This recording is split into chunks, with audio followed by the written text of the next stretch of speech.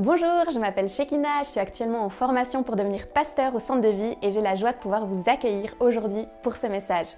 Je me réjouis que vous puissiez vivement l'écouter, attentivement et surtout que vous puissiez recevoir de la part de Dieu une parole spécialement pour vous.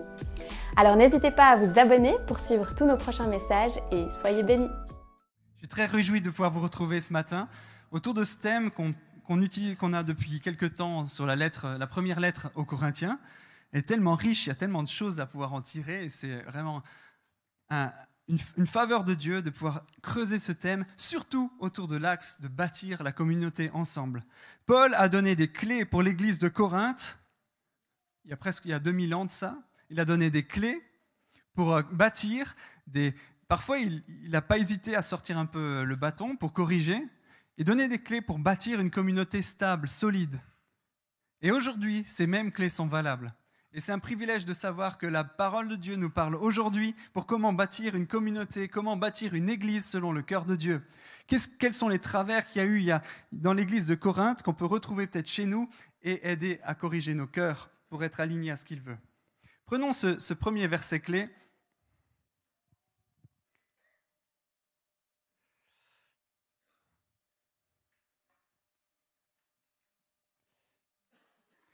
Ne savez-vous pas que vous constituez tous ensemble et chacun pour sa part le temple de Dieu et que son esprit habite en vous? Si quelqu'un dégrade son temple en causant des divisions dans l'Église, Dieu le détruira, car son temple est sacré. Et ce temple, c'est vous. Oui, ton temple, personnellement, est le temple de Dieu, la résidence du Saint-Esprit. C'est une faveur de Dieu incroyable de savoir que Dieu réside dans nos cœurs, dans tous les rachetés. Il réside en nous par son esprit. Nous sommes, tu es, je suis le temple du Saint-Esprit. Cette réalité est puissante. Elle fait que on est enfants de Dieu. Dieu vit en nous. C'est une révélation incroyable. C'est un projet de Dieu qui est fabuleux, de savoir qu'il nous a donné son esprit en nous, alors qu'on ne peut pas faire par nous-mêmes quoi que ce soit. Il l'a créé en nous. Nous sommes le temple. Et cette réalité-là, elle n'est pas seulement individuelle, toi, moi, elle est collective. Et il y a une puissance d'être ensemble le temple du Saint-Esprit. Ensemble le temple du Saint-Esprit. Il y a une réalité puissante de la collectivité, d'être toi, plus moi, plus nous, on ne va pas chanter la chanson, mais être ensemble le temple du Saint-Esprit. C'est un lieu où il aime résider. C'est un lieu où il aime se tenir, où il aime présider ce moment, où il aime régner au milieu de ceux qui se rassemblent en son nom. C'est une réalité forte et grande. L'apôtre Pierre, il précise ça encore dans 1 Pierre 2,5.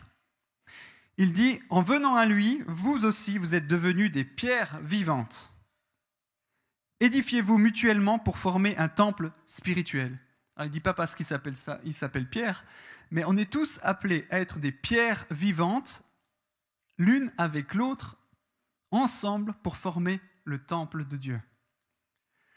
Il y a quelque chose d'incroyable d'avoir besoin d'être ensemble. J'ai besoin de toi pour ensemble former le temple de Dieu.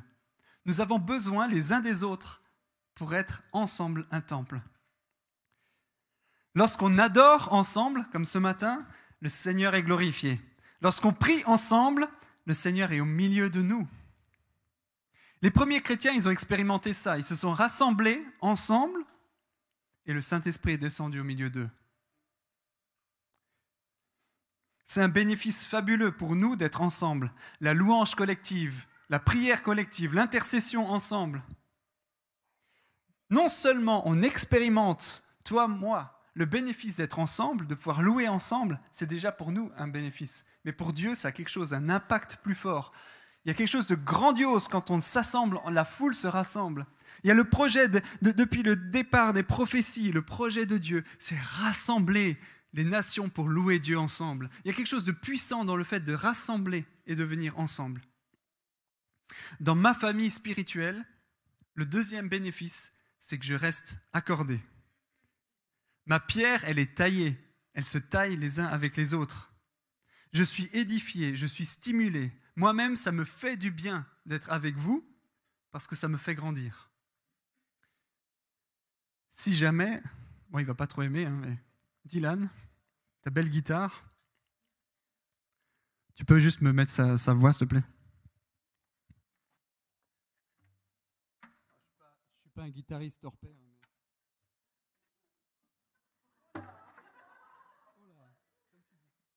Alors, quand tu joues de la guitare et que tu es tout seul comme ça dans ta chambre, ça fait comme ça fait quelque chose de très simple.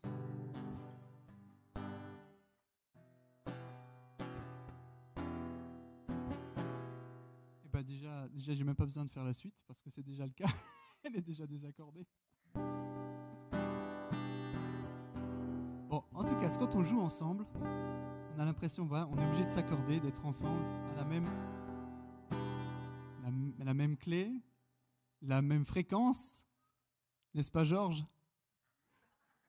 Il s'est accordé une fois à une fréquence 444 au lieu de 440 et je vous garantis qu'on entendait la différence. Mais lorsqu'on est ensemble, on entend une note, on entend quelque chose d'uniforme. Mais lorsque tu restes à la maison d'un coup, tout seul, dans ton coin, et que tu te dis, bon, j'ai pas besoin d'être avec les autres. Petit à petit, ta vie, elle prend un petit pli. Et puis le péché commence à arriver. Et tu dis, bon, ça sonne un petit peu faux, mais c'est pas dramatique. On commence un peu plus. Et puis tu restes comme ça dans ta chambre à jouer, à chanter. Et tu dis, ouais, j'adore Dieu tout seul, dans mon coin, ça sonne. Et on commence à s'habituer à ces fausses notes horribles. Et on chante dans son coin, dans sa chambre. On vit sa vie avec Dieu tranquille. Et puis ça commence à sonner faux.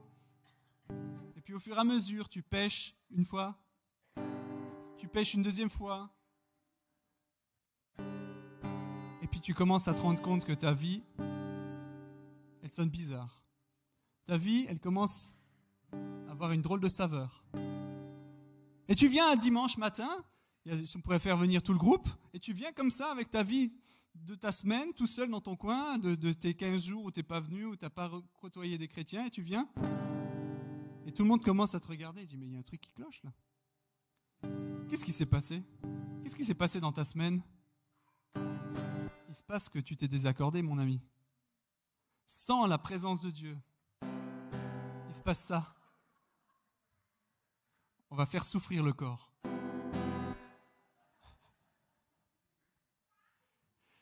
Ce que je veux dire par là, Dylan, cadeau.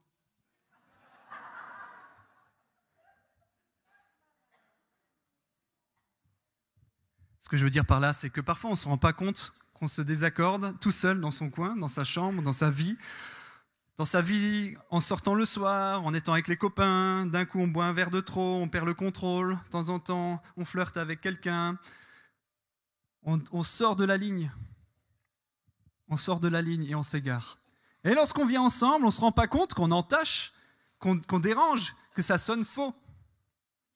Et le dimanche, on vient de temps en temps et on se côtoie et on se rend compte qu'on sonne faux. Parfois, nos vies sonnent faux et on a besoin de la communauté pour réaccorder, pour se remettre au diapason. On a besoin d'être ensemble pour se dire « Ah ouais, ma vie, elle a besoin de changer, elle ne peut pas rester la même. J'ai besoin d'ajuster des choses dans ma vie qui ont déraillé. » J'ai besoin d'être confronté à la vérité. J'ai besoin d'être confronté à l'autre pour me dire, mais ma vie, il faut que ça change, il faut que ça bouge. Et on ne peut pas rester les mêmes, mes amis. Et parfois, si on reste tout seul, on a tendance à dévier de la trajectoire. Mais Dieu a formé l'Église pour nous confronter les uns aux autres, pour nous confier les uns aux autres, pour nous stimuler les uns les autres, pour embrasser la foi de toute notre force, de toute notre énergie les uns les autres, et ne plus tolérer le péché. Hébreux 10, verset 25 dit « Ne prenons pas comme certains l'habitude de délaisser nos réunions. Au contraire, soutenons-nous mutuellement, encourageons-nous dans la foi, d'autant plus sérieusement que vous voyez le grand jour du retour du Seigneur. » Se stimuler, rester ajusté, rester dans la bonne tonalité, rester ensemble, alignés. C'est ça aussi la force de l'Église. C'est ça d'être ensemble le temple du Saint-Esprit. Ce que tu fais dans ta vie personnelle influence tout le corps. Si ta vie de péché influence tout le corps, ta vie dissonante influence tout le corps. C'est important de réaliser ta part, ma part dans l'Église. Ta vie n'est pas insignifiante dans l'ensemble. Si tu sonnes faux, si ta vie est décalée, l'ensemble va souffrir, l'ensemble va en pâtir. Et Paul va consacrer des chapitres entiers dans son épître aux Corinthiens pour corriger certains comportements qui font monter toute la pâte. Ne savez-vous pas qu'un peu de levain fait lever toute la pâte ? 1 Corinthiens 5, 6. Un petit peu de levain, un petit peu de péché, un petit peu de mauvais comportement, un petit peu de critique, un petit peu de mauvaise pensée, un petit peu de déviance, un petit peu de mauvais accords, tout ça fait monter l'ensemble de la pâte que nous sommes tous ensemble. Et le Seigneur a encouragé l'Église de Corinthe, par le biais de Paul, à prendre conscience qu'on doit corriger nos propres vies pour ne pas affecter tout l'ensemble de l'Église.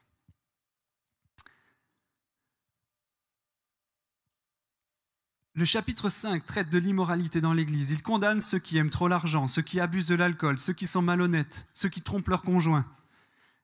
Et il ne dit pas ça des gens de l'extérieur, il parle des gens de l'Église qui avaient réellement des comportements qui n'étaient pas adéquats. Et il va leur dire, ne pas utiliser le pardon de Jésus comme excuse pour faire n'importe quoi. Frères et sœurs, c'est à la liberté que vous avez été appelés.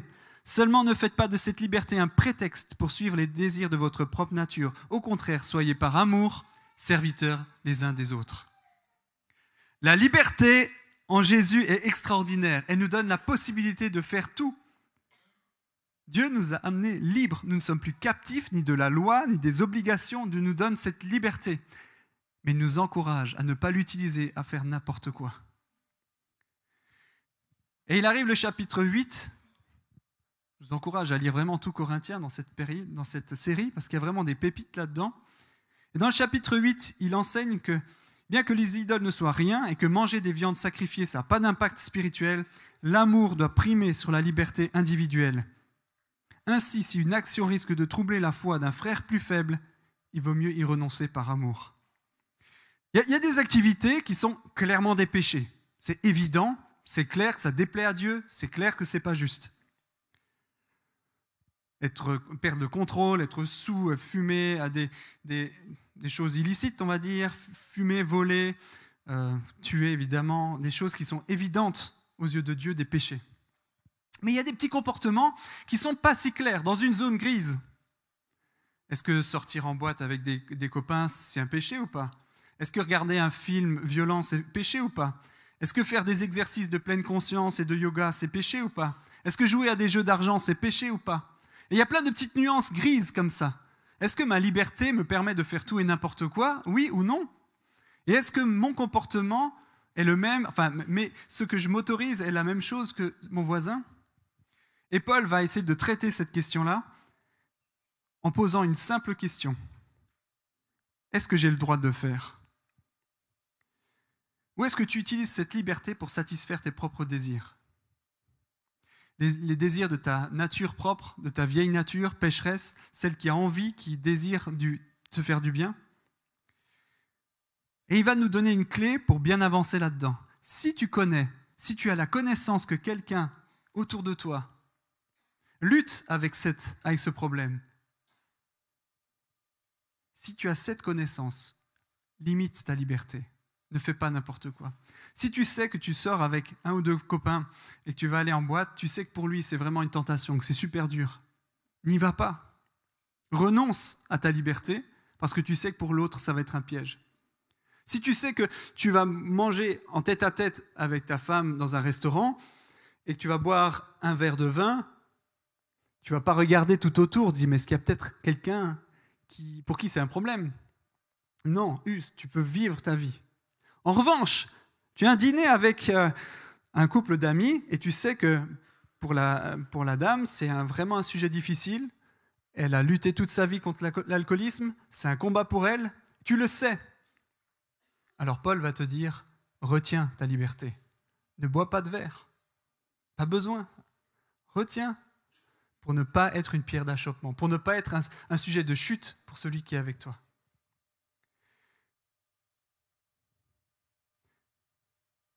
Si tu sors avec un gars et que c'est une bonne relation, vous vous embrassez, vous vous tenez tendrement l'un l'autre, sans avoir directement la tentation d'enlever tous vos habits par terre et de vous mettre tout nu.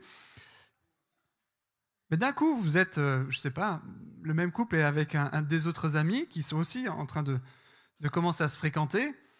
Et puis là, pour eux, tu sais que c'est dur pour eux. Ils doivent lutter pour ne pas aller trop loin. Et c'est compliqué pour eux de ne pas enfreindre les règles qui se sont mises. Retiens-toi. Tu ne vas pas faire une démonstration publique de comment embrasser ta femme ou ta future femme. Retiens-toi pour ne pas être un sujet difficile pour celle avec qui tu es. Retiens-toi.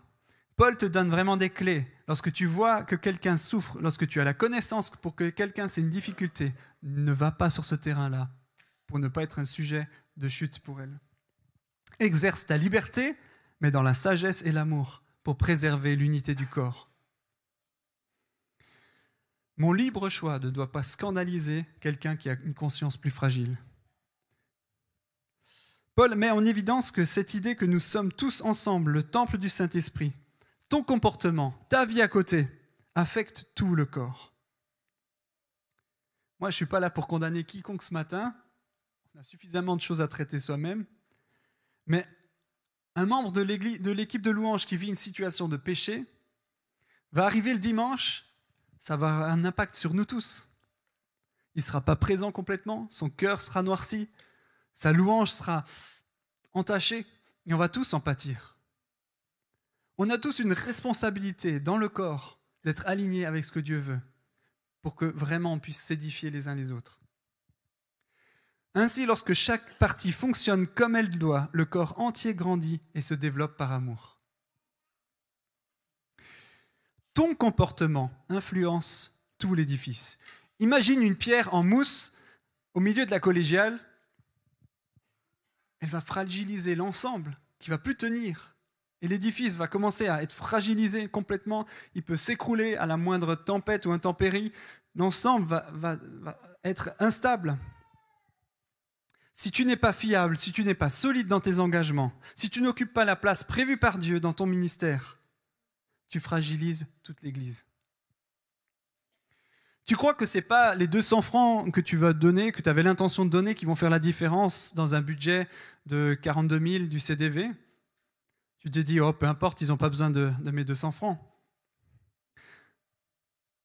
Tu penses que le centre de vie n'a pas besoin d'aide à l'enfance, ça marche tout seul, ils sont aussi autonomes pour gérer les enfants. Tu penses que ça se fait tout seul, sans les autres. Mais aujourd'hui, je te dis que ce n'est pas parce que la maison est grande que chaque pierre a moins d'importance. On a tous besoin de ton aide, de ta contribution, de ton soutien, de ton engagement, de ta vie en ordre. Nous sommes appelés à grandir au centre de vie et ailleurs parce qu'il y a encore beaucoup de gens qui ont besoin du salut. Nous sommes appelés à accueillir plus de personnes qui ont besoin du salut. Si tu ne prends pas ta place aujourd'hui, si tu crois que tu n'es pas important aujourd'hui, on ne va pas être suffisamment stable, suffisamment solide pour accueillir ceux qui en ont besoin. Mon ami, si tu veux que le centre de vie en fasse la différence dans ce lieu, si tu veux qu'on continue d'accueillir et d'aimer, continue que le Saint-Esprit touche de nombreuses personnes, il faut que tu prennes ta place fiablement, solidement. Ce que tu fais a de l'importance. Parce que tu sers, parce que tu donnes, parce que tu aimes, parce que tu souris, parce que tu es présent, ça fait la différence. 60 personnes ont passé par les eaux du baptême les 3 dernières années. Où est-ce qu'on voit ça? 60 personnes, c'est la taille d'église moyenne. Où est-ce qu'on voit ça? On vit quelque chose d'extraordinaire. C'est la taille d'une église. Des personnes ont trouvé une famille spirituelle, un soutien, de l'amour, de la foi pour traverser les épreuves. Et des épreuves, vous en avez traversé. Grâce à toi, Dieu change des vies. Tu penses que ton service à l'enfance ne sert à rien? C'est des enfants turbulents, de toute façon. Continue de t'engager. Ça fait la différence. Si on veut accueillir des familles et que les personnes puissent entendre le message de l'Évangile, parfois il ne faut juste pas être distrait par son enfant. Et l'accueillir, c'est aussi donner la possibilité à quelqu'un de rencontrer le Seigneur. Donner régulièrement ici au centre de vie, ce n'est pas pour nous enrichir, mon salaire ne va pas changer. Donner au centre de vie, ça permet de faire grandir l'œuvre, d'embaucher des personnes pour mettre au service justement de nombreuses personnes. Tu fais la différence. Si tu choisis de venir régulièrement, ça fait la différence. Notre problème, c'est que parfois on est des enfants gâtés qui pensons que les choses se font toutes seules, sans nous, et qu'il y a assez de parents pour s'occuper des choses. Mais mon ami, si tu dis oui à un service, tu dis oui à quelque chose, et que tu disparais lorsque c'est le moment de servir, là, ça ne va pas le faire. C'est d'autres qui vont devoir travailler, œuvrer, faire. Jésus a dit en Matthieu 5, 37, que votre oui soit oui, que votre oui soit oui, et votre non soit non, pour qu'on ajoute, et ce qu'on ajoute vient du mal. Votre oui soit oui, ça veut dire lorsque je m'engage à faire quelque chose, je vais le faire jusqu'au bout, et même s'il y a autre chose à faire, je vais le faire. Ça, c'est ce que Jésus propose généralement. Votre oui soit oui. Mes amis, si on veut être une pierre solide dans l'édifice, on a besoin de personnes qui s'engagent solidement en disant « Ok, je me suis engagé à le faire, je vais le faire. Même si je suis malade comme moi aujourd'hui, je vais le faire. Je vais tenir mon engagement. Je vais y aller jusqu'au bout. » Que votre oui soit oui.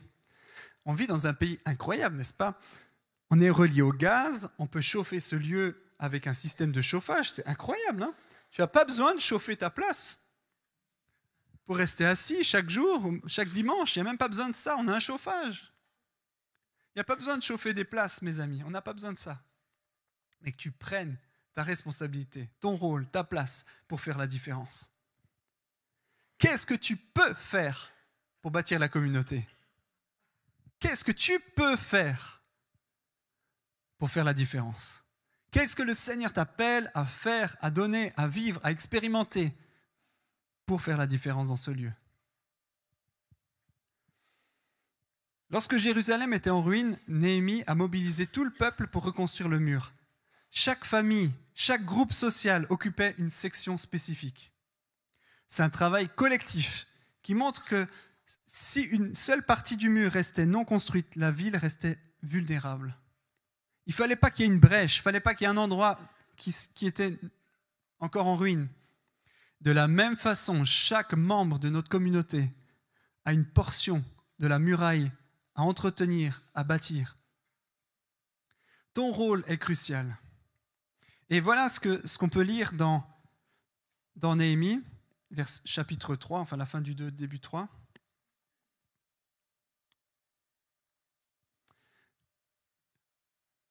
Je leur ai fait cette réponse. C'est le Dieu du ciel qui nous donnera le succès et nous, ses serviteurs, nous allons nous lever et nous mettre au travail. Quant à vous, vous n'avez ni part, ni droit, ni souvenir à Jérusalem. Le grand prêtre Eliashib s'est levé avec ses frères, les prêtres, et ils ont reconstruit la porte des brebis. Ils l'ont consacrée, ils ont posé les battants de la porte, ils ont consacré la muraille jusqu'à la tour de Méa et jusqu'à celle de Hananéel. À côté d'Eliashib, ont travaillé les habitants de Jéricho, ainsi que Zakour, fils d'Imri. Les fils de Séna ont reconstruit la porte des poissons. Ils l'ont recouvert d'un toit, ont posé les battants, les verrous, les barres. À côté d'eux, c'est Mérémoth. À côté d'eux, une autre famille. À côté d'eux, une autre famille. À côté d'eux, encore une famille. Ensemble, chacun avait une portion spécifique, chacun avait un rôle, chacun avait un emplacement à entretenir, à définir. Ta vie importe, ce que tu fais en semaine importe ce que tu vas faire le dimanche. Si ta vie est dans le péché, si ta vie est déconstruite, si tu laisses le péché abonder dans ta vie, si tu laisses ta vie devenir une ruine, tu vas avoir des lacunes et la communauté entière va en pâtir. Si tu n'occupes pas ta place à bâtir ensemble, on ne va pas réussir à être un réel temple du Saint-Esprit ensemble. À côté d'Aladia et de Claude, il y a la famille Bingono qui s'occupe des communautés. À côté d'eux, il y a la famille Pagès, incroyable, ils sont là en famille, génial. À côté d'eux, il y a la famille. À côté d'eux, il y a la famille. Ensemble, nous formons quelque chose d'incroyable. Une communauté enthousiasmante où chacun a un rôle à tenir un rôle à mettre en route dans cette construction. Prenons conscience du rôle de chacun dans cette belle église du centre de vie. Tu comptes, ta vie compte, ton engagement compte, ta dîme compte, ce que tu offres compte, ton sourire compte, ton amour compte, ta passion compte. Prends ta place, mon ami. Ne laisse pas ta zone être déconstruite. Ne laisse pas l'obscurité gagner sur ta vie, mais prends ta place. Prenons conscience de notre rôle ce matin. À côté de toi, je veux bâtir. À côté de toi, je veux prendre ma portion. Vous avez vu que le prêtre s'est levé et dit « Je vais prendre ma part et je vais prendre ma responsabilité ». Est-ce qu'il y a dans cette église des hommes et des femmes, des amis qui vont se lever pour dire « Je vais faire partie de ce réveil qui vient. Je veux faire partie de cette église qui a de l'influence. Je veux prendre ma part pour accueillir tous ceux qui ont besoin de l'évangile. Je veux me tenir ferme pour aimer, pour accueillir, pour soutenir, pour participer à l'élan de Dieu ici, avec un oui qui est un oui, avec un engagement que je tiens, avec des finances que je donne, avec du temps que je donne, avec de l'énergie que je fournis. Est-ce qu'il y en a qui sont avec moi pour bâtir cette communauté, pour faire avancer le royaume de Dieu sur Neuchâtel et dans l'environnement? Est-ce qu'on est prêt à vivre et à relever le défi? L'encouragement de Paul était clair pour cette lettre aux Corinthiens. Ensemble, vous êtes le temple. Ensemble, chaque rôle est important. Enlevez tout ce qui est moche. Enlevez tout ce qui ne sert à rien dans vos vies. Enlevez le péché de vos vies parce que ta vie compte dans l'église, dans la communauté pour faire la différence. Alors, est-ce qu'on peut se lever aujourd'hui? J'invite Dylan et sa magnifique guitare accordée et qu'on puisse vraiment juste nous tenir dans la présence de Dieu et pouvoir l'adorer aujourd'hui et lui dire « Moi, je veux me tenir ferme ». S'il y en a qui sont comme moi, motivés à dire « Je me lève et je veux faire la différence » à côté de mon ami, à côté de mes amis qui sont là, je choisis de les aimer et de faire ma part et d'avancer ensemble dans l'élan du Seigneur. Aujourd'hui, je t'invite à pouvoir répondre à cet appel, à cette invitation du Seigneur, cette invitation que Paul a donnée il y a 2000 ans, à prendre ta responsabilité en étant une pierre vivante qui est édifiée pour former un corps uni et un temple du Saint-Esprit dans ce lieu. Alors je t'invite, Seigneur, à prier, je t'invite aujourd'hui à prier avec moi et à inviter le Seigneur dans ta vie. Merci Seigneur parce que tu es là au milieu de nous. Merci Seigneur parce que tu fais de nous des pierres vivantes. Tu fais de ma vie une pierre qui a sa place et son importance dans l'Église. Merci pour chacune des pierres qui sont présentes ici et qui sont à édifier, à être mises les unes à côté des autres. Merci pour le rôle de chacun que tu as donné. Merci pour ton appel et de la liberté que tu nous as donnée. Tu as fait de nous des enfants de Dieu. Tu nous as fait de nous ces participants de cette nature divine.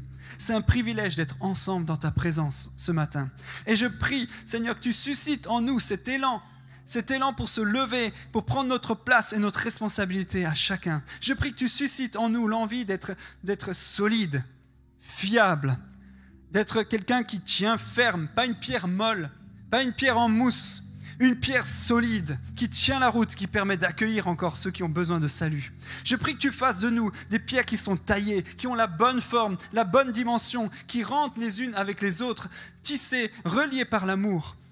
Seigneur, je prie que tu fasses de nous, que tu fasses de moi en premier une pierre de taille, une pierre qui te rende gloire, que tu permettes que ma vie te rende gloire dans la communauté. Aide-nous chacun à prendre notre place, à nous lever et à prendre notre responsabilité pour faire avancer ton royaume ici. Merci Jésus parce que tu nous aimes. Merci Seigneur parce que tu as une place pour chacun. Amen. Amen. Amen. Merci Seigneur.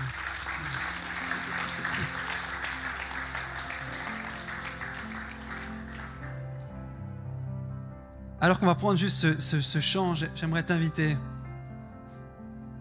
Si tu veux aussi dire, moi je veux faire partie, à côté d'eux. Avec ma femme, avec mon fils, on est là. On se tient et on a choisi de se lever pour le centre de vie. On a choisi d'être là. À côté d'Olivier et Sabrine, on est là. On s'est tenu et on a choisi d'être là. À côté d'eux. Qui est à côté de nous pour bâtir et construire cette église? Qui est prêt à se dire, moi je veux prendre ma part, prendre ma responsabilité et avancer? Est-ce qu'il y en a qui sont prêts à le faire et à vivre ensemble, à être édifiés comme des pierres vivantes, les uns avec les autres, et vivre ça ensemble? Est-ce qu'on peut juste faire comme un signe devant le Seigneur? Je choisis d'être une pierre édifiée ici pour faire contribuer ton royaume. Amen. Seigneur, c'est toi qui vois, c'est toi qui connais. Et je prie que tu suscites en nous cette envie de bâtir, d'être solide. Merci pour ce que tu fais, pour ton engagement. Moi et ma famille, nous servirons l'Éternel. Moi et ma famille, nous servirons l'Éternel. Moi et ma communauté, nous servirons l'Éternel. Moi et mes amis, nous bâtirons ensemble la muraille que tu as prévue pour nous. Moi et ma famille, nous formons un corps pour toi et un temple à ta gloire. Adorons le Seigneur ce matin.